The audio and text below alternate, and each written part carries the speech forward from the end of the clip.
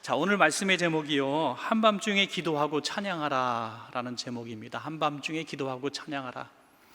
이게 한밤중에 기도하고 찬양하라, 오늘 성경에 있는 그대로 말씀인데 문자적으로 그대로 받아들이면 안 되겠죠. 한밤중에 기도하라고 찬양하라 그랬으니까 오늘 말씀에 내가 오늘부터 순종하리라 하면서 새벽 2시에 일어나서 큰 소리로 기도하고 찬양하면은 그 순종이 아니죠.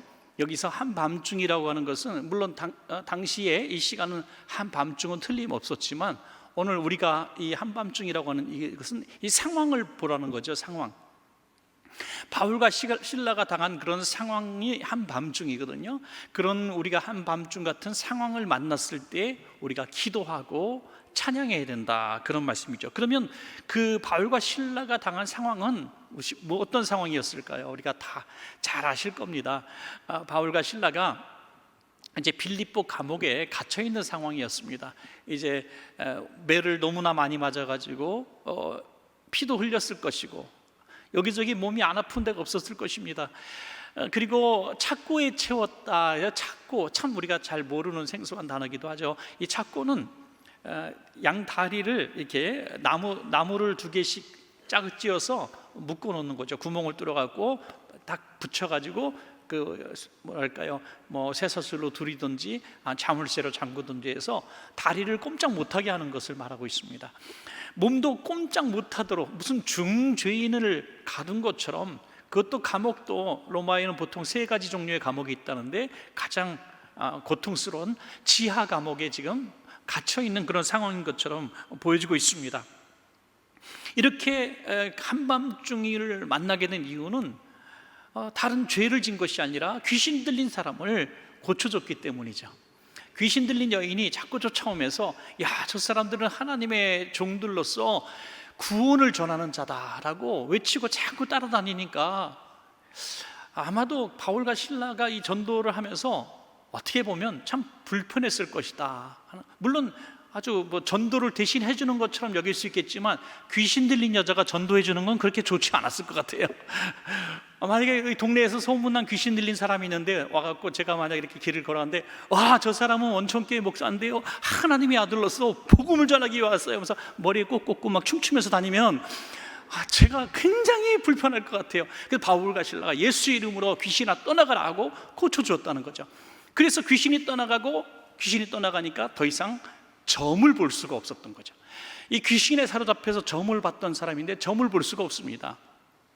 그때 여인이 점을 쳐서 받은 돈을 갈취하는 무리들이 있었다는 거죠. 그것도 한두 명이 아니라 무리들. 이 사람들이 이제 수익원이 끊긴 걸 보면서 바울과 실라를 거짓고서 아주 이 성을 소란케 하는 자다, 요란케 하고 시끄럽게 하는 사람이다 해갖고 사람들이 갑자기 에워싸더니 이유도 없이 돌로 치고 때리고 그리고 가두게 되는 것입니다. 이렇게 엉터리 재판이 어디 있고 또 이렇게 사람을 함부로 때리고 가두는 게 어디 있겠습니까? 우리 성도님들 가운데 이렇게 억울하고 분통 터지고 내가 어떤 죄를 지은 것도 아니고 도대체 이게 무슨 일인가 하는 그런 한밤중을 만났다면 참 곤란해질 겁니다. 여러분, 이런 한밤중을 만났는데 이건 내가 분명히 어떤 죄 때문이야 라고 깨달아진다면 참 단순해지는 것 같아요.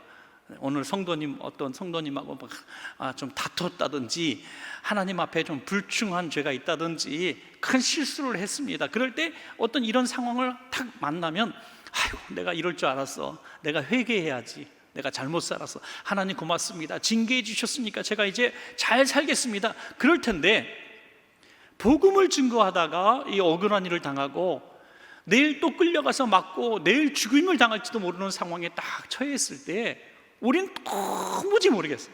우리 성도님들이 너무나 기가 막힌 상황에 처했을 때 간혹 가다가 이렇게 하소연하시는 분들이 있습니다. 목사님, 또 권사님, 장로님 하면서 얘기하는 거죠. 저 진짜 모르겠거든요. 내가 왜 이런 고통을 지금 당해야 되는지 정말 모르겠거든요.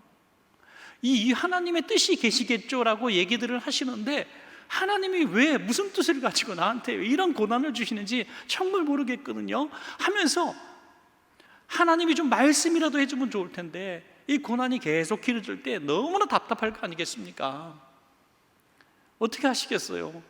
그러니까 자꾸 우리 교회에서는 그냥 성경에 있는 말씀만 하고 설교 시간에 그냥 원론적인 얘기만 하고 기도해 봅시다라고 얘기하고 자꾸 그러니까 답답하거든요.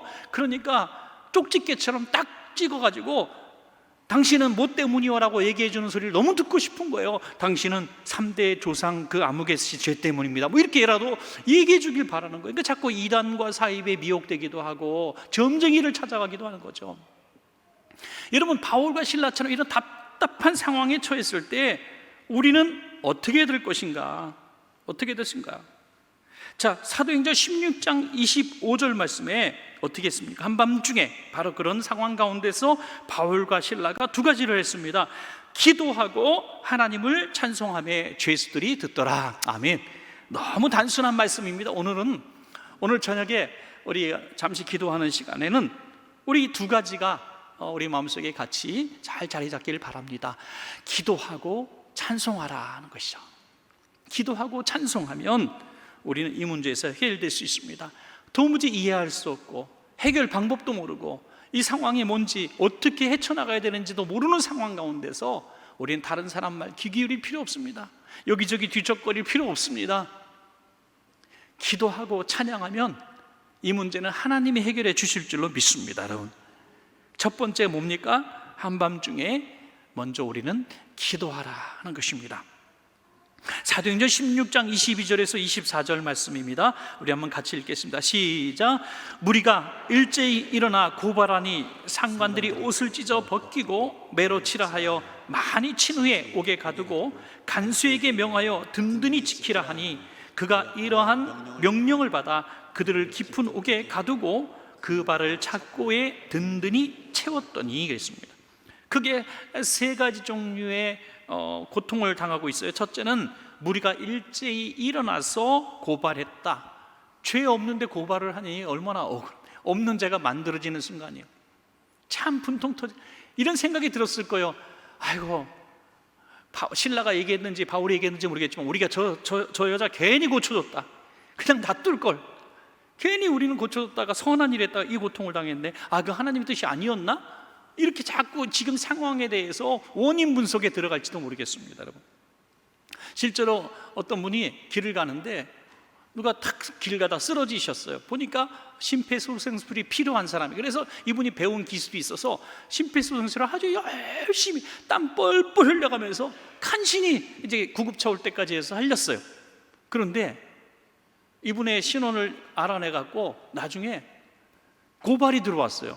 심폐소생술을 너무 세게 해서 갈비뼈 하나가 부러졌다고 이제 고소가 들어온 거예요. 그 살아난 사람이. 자, 기가 막히지 않아요, 여러분?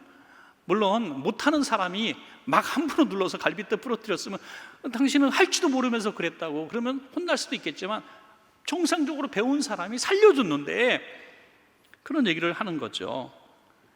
여러분, 얼마나 참 기가 막힌 일입니까? 이런 생각이 들을 거예요. 이 사람은 이런 얘기를 분명히 그 아내와 얘기했을 거예요. 다시는 내가 살려주나 보라. 다시는 내가 지나가는 사람 괜히 이렇게 내가 나서지 않는다. 오지랖이 넓어갖고 내가 이 고생을 하는구나. 그랬지 않겠습니까? 바울과 실라도 적어도 그런 한숨 좀 쉬었어야 되는데 기도했다는 거예요. 또 옷을 찢어벗기고 매로 치라 하여, 옷을 찢어벗겼다는 건 수치로운 거죠. 수치심이 있었을 거예요. 예수님이 당하신 가장 큰 수치가 무엇일까? 저는 못 박히는 것도 큰 수치였지만 팔가벗김을 당한 것이 얼마나 수치로웠을까 하는 생각을 해보게 됩니다. 매로 치라 하여, 물리적으로 고통을 당한 거죠. 매로 쳐서 온몸이 상처나고 멍이 들고 피투성이라고 뼈가 다쳤을 겁니다. 또 하나는 깊은 옥에 가두었습니다. 캄캄한 지하 감옥에 갇혀서 너무나 고통스럽고 착고에 든든히 채우니 인권이 어디 있습니까? 화장실 가고 싶다고 풀어주겠습니까? 배고프다고 밥을 주겠습니까? 이러한 삼중적인 절망 속에 있는 것이 그날 밤이었습니다. 신음이 나오고 한숨이 나오고 원망이 나오고 불평이 나오고, 우리 같으면 분명히 그렇게 나왔을 거예요. 아니, 우리라고 해서 죄송합니다. 저 같으면요. 하여튼 분명히 한숨이 나오고 원망이 나오고 불평이, 하나님 도대체 이게 뭔 일입니까? 차라리 죽여주시옵소서, 아마 이러지 않겠습니까? 그런데 그들의 입술 속에 가장 먼저 튀어나온 게 뭡니까? 순서적으로 보면 기도하고 하나님을 찬양했다. 기도가 먼저 나왔다는 거예요. 기도가. 여러분, 기도도 저는 그래서 습관이다라고 말씀드리고 싶습니다. 기도를 정해진 시간 또는 틈마다 계속 기도하신 분은 어떠한 고통의 상황이 오면 자동적으로 기도가 먼저 나오게 되어 있습니다. 돌뿌리에 걸려도 아이고 주여 그러지 않습니까, 여러분들? 안 그러신가요? 아이고 돌뿌리, 아이고 엄마야 그럽니까? 하여튼 주여 주여 그러시더라고요. 가끔씩 여러분들 그 기도의 시간들 추억하시는 분들이 있어요. 한창 은혜 받고 이제 막 70년대 80년대 막 기도원 다닐 때 삼각산 기도원, 한월산 기도원 뭐 이런 민족재단 같은 데 올라가서 막 냄비까지 끌고 가져가서 밥 해 먹으면서 일주일씩, 그때는 부흥회도 막 일주일씩 했잖아요, 교회에서도. 그렇게 막 기도했던 적, 철야 예배 심야 기도하면은 새벽 5시까지 새벽 예배 때까지 계속했던 그런 시간들 기억하실 겁니다. 저도 뭣도 모르면서 어린 시절부터 그냥 그렇게 기도원 다녔어요. 그래서 제가 어머니 등에 업혀서 방언을 받았다는 믿거나 말거나 하는 그런 얘기도 있습니다. 하여튼 아주 어릴 때부터 뭐 엑스폴로 74 빌리그량 왔을 때도 여의도 광장에도 있었고요. 하여튼 별의별 데 다 다녔어요. 청년들 때는 삼각산 기도원에 매주 토요일 나가서 거의 몇 시간 새벽 해가 뜰 딱 말랄 때까지 부르짖어 기도해가지고 뭔 기도했는지도 모르고 그냥 소리 팍팍 지르면서 기도해가지고 목이 쉰 것을 대단한 훈장처럼 여기고 자랑스럽게 여겼던 그런 날도 많이 있었습니다. 그리고 매년마다 기도원 가서 몇 박 며칠씩 금식 기도하는 그런 정해진 시간도 있었습니다. 저는 지금 그때만큼 기도하지 못하는 것 같아요. 그때만큼 그런 추억처럼 그렇게 하나님 앞에 막 기도글 촛불 하나 켜고 여의도 순복음교회 기도원 가서 촛불 하나 켜놓고 밤새 기도했던 그런 시간들은 요즘엔 갖지 못하는 것 같아요. 그런데 그렇다고 해서 다 무너졌냐? 그게 아니더라고요. 어떤 상황이 딱 생기니까 그때 기도했던 모습이 저도 모르게 탁 튀어나오더라고요. 저도 모르게 잊혀졌던 방언 기도가 막 쏟아져 나오고 저도 모르는 막 뜨거운 기도가 가끔씩 나오더라고요. 그러니까 기도는 하루아침에 이루어진 것이 아니라 습관처럼 쌓여질 때에 어떤 상황이 생겼을 때 그 쌓여진 기도가 나오는 거라는 거죠. 쌓여진 기도. 그러니까 우리 수요예배 오신 분들 기도 제목이 특별히 없어도 습관적으로 철야예배 나오시고 심야기도 나오시고 또 우리 수요예배 나오셔서 우리 수요예배 나오시면 계속 우리 심야기도 나오면 기도하잖아요. 균형 잡힌 기도를 합니다. 말씀, 찬양, 기도 할 때 기도의 분량이 많아요. 이렇게 계속 무슨 기도 제목이 있어요? 아니요, 그냥 오는 거예요. 그냥 오는 거예요 하면서 그냥 기도했는데 여러분 이거 공짜가 아니더라니까요. 은행 금고에 들어간 돈처럼 없어지지 않아요. 언제 나오느냐? 절망의 밤에 그 기도가 쏟아져 나오는 겁니다, 여러분. 갑절로 30배, 60배, 100배로 하나님이 이자 쳐가지고 기도하게 하신다는 거예요. 그럼 기도의 힘이 30배, 100배로 능력이 있는 기도가 그때 쏟아져 나오면은 이 어두운 밤의 고통이 떠나간다고 하는 것입니다, 여러분. 그래서 시편 50편 15절에 있는 말씀, 환난 날에 나를 부르라 내가 너를 건지리니 내가 나를 영화롭게 하리로다 하는 것이죠. 자, 그렇다면 환난 날에 나를 부르라, 평소에 기도하지 않았던 사람도 환난 날이 되면 나를 부르라, 그런 말씀도 될 수 있겠지만 저는 그렇게 생각하지 않는 게 뭐냐면 환난 날에 기도할 수 있는 사람은 평소에 기도하는 사람이에요. 기도는 그래서 습관인 것이죠. 여러분, 사랑하는 여러분, 우리들의 평소에 쌓여진 기도의 분량, 기도의 습관이 없다면 환난 날이 왔다고 해서 우리는 절대로 부르짖는 기도 할 수 없습니다. 그래서 우리는 쌓아야 돼요. 기도의 분량을 쌓고 평소에도 이렇게 기도하신다면 슬금슬금 기도하고, 나는 부르짖는 기도 잘 못해요. 그런데 수요예배 와서 기도하는데 아유, 옆 사람 막 기도하는 거 듣는 것도 그냥 이상하게 했는데 옆에 있는 분이 기도하는 건 궁금해가지고 귀에 쫑긋해가지고 듣고 있고, 이렇게 해서 또 그는 뭐 그냥 나는 기도를 부르짖는 기도 잘 못하고 성품이 내성적이라서 주여 하는데 잘 안 되고 뭐 그럴 수도 있어요. 그런데 이렇게 기도의 자리에 계속 참여했던 분들은요 바로 나오더라고요. 환난 날이 왔을 때 기도가 강력한 무기처럼 쏟아져 나오더라고요. 그래서 여러분들 자녀들도 그렇고요, 꼭 주일날 예배드리게 하는 거, 이런 모습이 얼마나 귀한지 아름다운 모습이라는 거죠. 저는 우리 교회 그래도 참 교육부서에 희망이 있다고 생각하는 거는 이번 여름에도 보니까 영상들 보고 다 하니까 유치부부터 그냥 우리 중고등부 청년들까지 이 수련하면서 진짜 초대교회 우리 성도들처럼 부르짖어 기도하는 모습이 있습니다. 이게 참 요즘 교회에서도, 웬만한 교회에서도 그렇게 기도 잘 하지 않고, 청년들, 청소년들은 그런 기도에 정말 그런 야성이 있는 기도를 하지 않는데, 우리 막 2시간씩 3시간씩 막 이렇게 기도를 시키는데 애들이 막 눈물을 흘리며 기도하고 서로 막 가서 기도해주고 이런 모습 보니까요, 얼마나 아름다운지 몰라요. 지금은 다음 주 와서 또 말썽 피우고 저 언제 그러냐는 듯이 문제 있는 것처럼 보여지고 말 들을 게 안 듣고 부모님 말 그런 것 같은데요, 여러분 아닙니다. 이 아이들이 살아가면서 인생에 겪지 못했던 10대의 고난을 당하고, 대학에 뭐 낙방을 하고, 뭐 사귀던 사람과 갑자기 헤어지기도 하고, 또 취업도 안 돼서 고통을 당하기도 하고, 애들 나름대로 정말 겪기 힘든 고통들이 있을 때에 여러분들 이 기도가 나온다는 거예요. 이 기도가 나옵니다. 그래서 바울과 실라는 이렇게 저는 정의 내릴 수 있습니다. 한밤중에 와서 고통스러워서 이 기회를, 이 고통을 모면하고 내일 아침 내가 죽을지도 모르기 때문에 나를 살려달라는 기도한 것이 아니다. 그들은 기도로, 평소에 습관으로 기도가 쌓여졌기 때문에 이런 상황이 왔을 때 자연스럽게 기도가 나왔다. 저는 그렇게 믿는 것입니다. 사랑하는 우리 모두에게도 바로 이런 기도의 습관이 있고, 한밤중이 온다면 우리 기도의 더 큰 능력이, 또 기도의 그런 습관들이 한밤중에는 더더욱 나타나게 되시기를 간절히 축복합니다, 여러분. 또 하나는, 마지막 두 번째는 한밤중에 찬양하라는 것입니다. 여러분, 기도와 찬양이 별개가 아니라는 거죠. 기도하다가 찬양하고, 찬양하다가 기도하고. 오늘처럼 다양한 찬양이 있겠습니까? 오늘처럼 뭐 장르가 있는 그런 찬양들이 뭐 얼마나 많겠습니까? 그렇지 않다는 거죠. 옛날 우리 어르신들 보면 그냥 그 시골에서 처음 예수 믿고 찬송을 배우기도 하고, 언제 노래를 불러본 적이 없는 분들이 찬송가로 이제 예배를 배우는데, 저는 너무너무 신기한 게 악보가 없는 그 찬양을 그렇게 잘 부르는 건 정말 지금도 이해할 수가 없어요. 악보가 없는데 찬양을 너무 잘해요. 그래서 나중에 알았어요. 어떤 곡이든지 똑같이 부른다는 걸 알았어요. 이 악보가 없지만 똑같이 불러도 그냥 다 찬양이에요. 어떤 가사도 좋다, 다 받아들여요.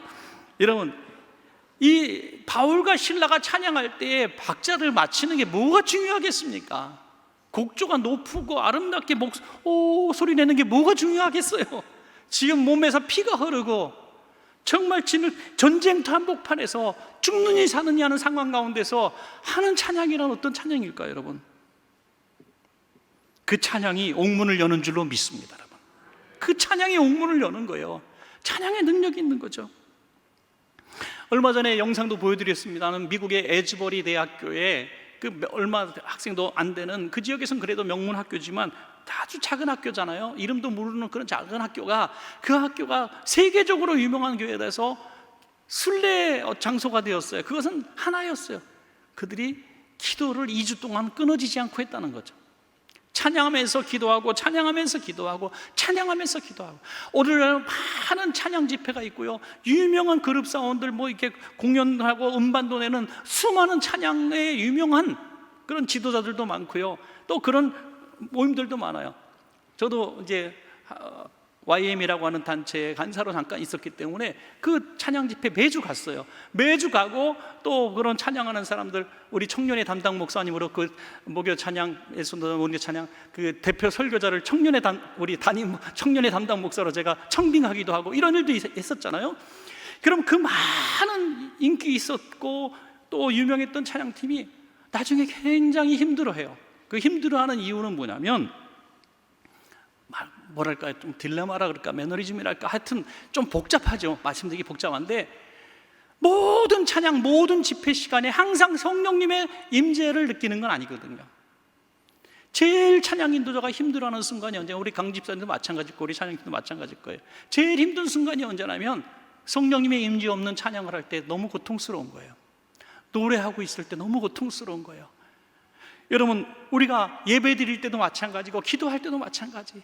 그냥 찬양하다가 성령님의 임재하심이 느끼고 하나님이 여기 계시구나 하는 것이 느껴질 때 몇 곡을 부르든지 어떤 장르의 노래를 부르든지 상관이 없는 거예요, 여러분. 박수를 치고 찬양을 하든 곡조가 어려운 곡을 찬양하든 우리가 30년 전에 불렀던 찬양을 다시 꺼내가지고 막 그렇게 부르든지 그게 문제가 아니라는 거죠.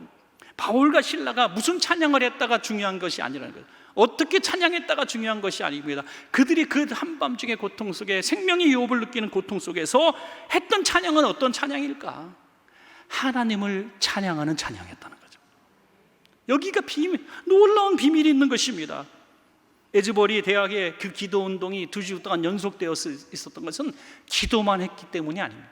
기도만 해서는 그렇게 2주를 할 수 없습니다. 기도하다가 찬양이 나온 거예요. 그러면 찬양을 또 합니다. 찬양을 한창 하다가 또 통성기도를 시작합니다. 그러다가 누가 손들고 내가 간증하겠습니다 하면 나오면 간증을 하는 거예요. 그러다가 또 기도합니다. 그러다가 또 찬양합니다. 이것이 계속 연장되었기 때문에 2주간 할 수 있었던 것이죠. 여러분, 우리에게도 그런 모습이 있으면 얼마나 좋을까요? 기도하다가 찬양하다가 또 하나님의 은혜 간증하다가 기도하다가 찬양하다가 언젠가 한번 수양관 같은 데 가서 한번 그런 날을 한번 가지고 싶다는 생각이 든 적이 있었습니다. 한 3시간 정도만, 길게 하지 말고, 길게 하면 힘드니까 한 3시간이나 4시간 정도 그냥 화장실 갔다 오시면 갔다 오고 막 왔다 갔다 하면서 그냥 계속 찬송하고 기도하고 또 찬송하고 기도하고, 김 집사님 은혜 받은 거 얘기 좀 하세요, 나오세요 그래갖고 또 간증도 시키고 모르겠어요. 그러다가 수양관에서 여기가 좋사오니 안 내려올 것 같아요. 여러분, 정말 그게 천국이고 아름다운 모습 아닐까? 바로 한밤중에 찬양이라고 하는 것이 바로 이러한 모습이 아니었을까 하는 생각이 듭니다. 그들은 하나님을 영화롭게 하는, 하나님을 기쁘시게 하는 찬양했는데, 그러면 하나님이 어떤 찬양을 받고 기뻐하셨을까라는 한번 궁금하지 않습니까? 우리도 찬양을 통해서 하나님께 영광 돌리고 하나님을 기쁘시게 하는 찬양을 한다고 이렇게 하고, 가사라든지 이런 걸 보면서 지나친 어떤 극단적인 어떤 평론을 하시는 분들은 몇 개 찬양곡을 쭉 얘기하면서 이런 찬양, 이런 찬양, 이런 찬양은 절대로 하지 마십시오. 그거는 자기 감성에, 자기의 어떤 감정에 치우친 노래지 절대로 뭐 하나님을 기쁘게 하는 곡 아닙니다. 이렇게 막 함부로 얘기하는 사람들 많이 있어요. 그런데 여러분, 꼭 그렇지 않다고 봐요. 꼭 그렇지 않다고 봐요. 그 찬양의 문제가 아니라 찬양하는 사람의 문제라고 저는 봅니다. 그러면 하나님을 찬양하는 훌륭한 가사의 찬양을 딴 생각하면서 부르면 하나님이 받으실까요? 그런 게 아니에요. 여러분, 예배도 장소가 중요한 게 아니라 예배자가 중요한 것입니다. 찬양도 찬양곡이 중요한 것보다 찬양하는 사람이 중요하다는 거죠. 그렇다고 해서 아주 찬양 가사가 저질적이고 하나님을 모욕하고 이런 걸 얘기하는 건 아니라는 거 상식적으로 아실 겁니다. 그런 얘기를 하는 게 아니라는 거죠. 그러면 하나님을 기쁘시게 하는 찬양이 뭘까? 저는 아주 명확하게 말씀드릴 수 있습니다. 하나님을 기쁘시게 하는 찬양은 감사 찬양입니다. 여러분, 감사 찬양. 하나님 감사합니다. 날 위해서 십자가 지신 예수님 감사합니다. 날 위해 죽으신 주님 찬양합니다. 날 구원하신 주님을 찬양합니다. 날 새 생명 주신 하나님을 찬양합니다. 감사합니다. 구원하여 주신 은혜, 살게 하신 은혜, 생명 주신 은혜, 또 이 땅 살아가면서 하나님 자녀로 살아가게 하신 은혜, 충성할 수 있도록 도와주신 은혜, 질병에서 고쳐주신 은혜, 이런 경제적인 환난에서 나를 구원하신 은혜, 천국을 예비하신 하나님의 은혜, 교회에서 이런 아름다운 1대, 2대, 3대 교구를 주시고 1교구, 2교구, 3교를 주시고, 또 우리 청년의 주일학교 학생회를 주시고, 또 우리 기관을 주시고, 얼마나 아름답습니까? 이 모든 것들이 찬양 가운데 나올 때에 이 찬양을 우리 하나님이 기뻐 받아 주신다는 것이죠. 찬양하면서 감사를 하는 마음으로 찬양하면 눈물이 나고요, 감격이 있고요, 모든 고민했던 문제, 불평불만했던 문제들이 순간적으로 사라지는 거예요. 여러분, 송명희 씨 너무나 잘하시고 수백 번, 수천 번 들었을 거예요. 뇌성마비잖아요. 얼마나 고통스럽겠습니까? 저는 그분의 찬양 중에 제일 멋진 찬양이 나 가진 재물 없으나 그거 같아요. 나 가진 재물 없으나, 나 남이 가진 지식 없으나, 나 남에게 있는 건강이 있지 못하나, 나 남이 없는 것 있으니, 나 남이 못 보는 것을 보았고, 나 남이 듣지 못한 음성 들었고, 나 남이 받지 못한 사랑받았고, 남이 모르는 것 깨달았네. 공평하신 하나님이 나 남이 가진 건 나 없지만 공평하신 하나님이 나 남이 없는 것 갖게 하셨네. 더 이상 훌륭한 감사가 어디 있습니까, 여러분? 정말 감사한 거거든요. 이거는 정말 감사하고 있는 거예요. 그냥 감사하고 싶어서 감사를 한 게 아니라 진짜 감사하고 있는 거예요. 아니 그루스비 같은 사람도 시력이 없었잖아요. 근데 누가 당신에게 눈을 뜨게 해달라고 기도한 적 있습니까? 라고 물어보니까 그러지 않았다고 얘기해요. 왜요? 나는 제일 먼저 눈을 떠서 주님을 보고 싶습니다. 지금 이 땅에서 추악한 것도 보지 않고 내가 눈을 딱 떴을 때 주님이 가장 먼저 보이기를 원합니다. 자, 이런 수준 높은 고백은 감사 신앙이 아니면 있을 수가 없는 것이죠. 95세까지 하면서 8,000여 곡의 찬송곡을 지었습니다. 여러분, 바울과 실라의 찬양에 감사가 있을 때에 이건 우리를 구원해달라는 노래도 아니고 그냥 자기 한풀이의 노래도 아니고 감사로 하나님께 기쁨을 드리니 어떤 일이 일어났는가? 사도행전 16장 26절에 이에 갑자기 큰 지진이 나서 옥토가 움직이고 문이 곧다 열리며 모든 사람의 메인 것이 다 벗어진지라 그랬어요. 여러분, 삶에 다치고 억눌리고 고통을 주는 문제들이 여러분의 한밤중에 여러분들을 고통을 주고 있습니다.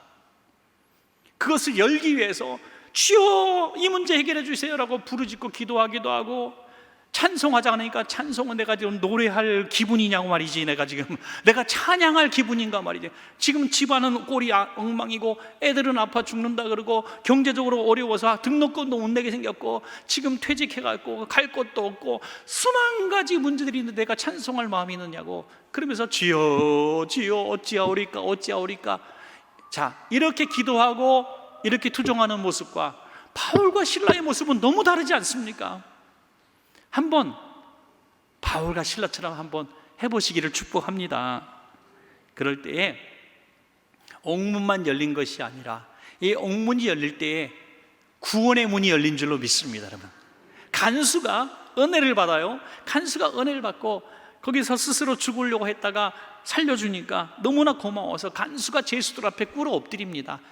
입장이 바뀌었어요. 역전이 됩니다. 조금 전에 때리고 멸시하고 침뱉었던 이들이 바울과 실라 앞에 무릎을 꿇는 거죠. 무릎을 꿇고 형제들아 우리가 어떻게 해야 구원을 받겠습니까? 해서 이 주 예수 그리스도를 믿고 자기 가족과 모든 사람이 예수를 믿는 역사가 일어났다고 하는 것입니다. 여러분, 우리가 감옥에서 나와서 구원의 문이 열리는 게 아니라 여전히 감옥 안에 죄수의 모습으로 갇혀 있는 상황 가운데서도 구원의 문이 열릴 수 있다는 거예요.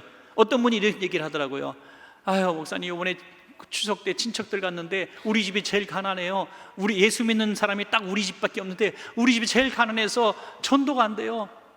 우리 집은 되는 거 없고 저 집은 뭐 이렇게 집안이 좋고 뭐가 하는 것마다 잘 되는데 우리 집은 안 돼서 그렇게 말씀하시는 분들인데, 여러분 그렇지 않습니다. 감옥 안에 갇혀 있는 죄수가 자기를 때리고 멸시하고 그들을 착고에 채워 가뒀던 간수가 무릎을 꿇게 하는 날이 올 수 있습니다. 언제요? 우리와 함께 하시는 하나님이 드러나실 때, 하나님이 드러나셔서 옥문이 열릴 때 그들은 우리 앞에 두려움을 살 겁니다. 여러분, 주변에 있는 수많은 사람들이 이 시대의 교회를 너무나 무시하고 깔보고 아주 가십거리로 삼고 그냥 목사님들을 조롱거리로 삼고 이런 시대가 지금 되었다고 해서 우리마저 그렇게 생각해서는 안 됩니다. 하나님이 교회를 사랑하시고 함께 하십니다. 여러분, 초대교회처럼 하나님께서 한 번만 옥토를 흔드시면 세상은 교회를 두려워하게 될 겁니다. 여러분, 두려워하게 될 거예요. 그날 교회가 뭐 큰 교회가 되고 교회가 뭐 교회에 영향력 있는 사람들이 많이 생겨서 교회에 뭐 장차관이 생겨서 교회를 두려워하는 게 아닙니다. 죄수의 신분, 초라한 개척교회의 모습이라 할지라도 하나님이 함께 하시면 세상은 두려워하게 돼 있는 거죠. 그래서 옥에서 나가기를 꿈꾸지 마시고 이 고통과 절망의 밤에서 떠나 해방되기를 기도하시는 것보다 하나님이 나와 함께 하시기를 기도하시기 바랍니다. 여러분, 하나님이 나와 함께 하시면 어떤 역사가 있는가? 내가 스스로 나가지 않았지만 다음날 무죄의 석방이 되는 것입니다. 무죄의 석방. 밤에 나갔으면 탈옥했지만 그 다음날 당당하게 나가니까 무죄 석방이 되는 것입니다. 여러분, 한 가지 중요한 우리 스스로에 향한 질문을 드리고 싶습니다. 여러분, 과연 우리는, 아니 저는 인생에 이런 이해할 수 없는 한밤중이 온다면 기도하고 찬송할 자신이 있는가라는 것입니다. 저는 그래서 그 대답은 이렇게 드리고 싶습니다. 한밤중이 아닌 지금, 한낮에 모든 것이 평안할 때 나는 기도하고 있고 찬양하고 있는가? 라는 이 질문에서 해답을 찾을 수 있다고 봅니다. 평안할 때 한낮에도 기도하고 찬양할 수 있는 사람은 한밤중에도 기도하고 찬양할 수 있습니다. 그러나 평안할 때 모든 것이 하나님의 은혜 속에 기쁨이 충만하고 감사가 넘쳐야 될 때도 여전히 투덜거리고 불평하고 뭔가 이루지 못한 것들을 쫓고 있다면 한밤중이 왔을 때 주님을 떠나고 배반하게 됩니다. 여러분, 기쁘고 감사한 한낮에 기도하고 감사 찬양합시다. 그러면 한밤중에도 찬양하고 기도할 수 있게 됩니다. 우리 모두가 오늘 이 기도와 찬양, 한낮이든 밤이든 기도하고 감사 찬양하심으로 마지막 날까지 꼭 승리하시기를, 또 문제도 해결되시기를 간절히 축복합니다.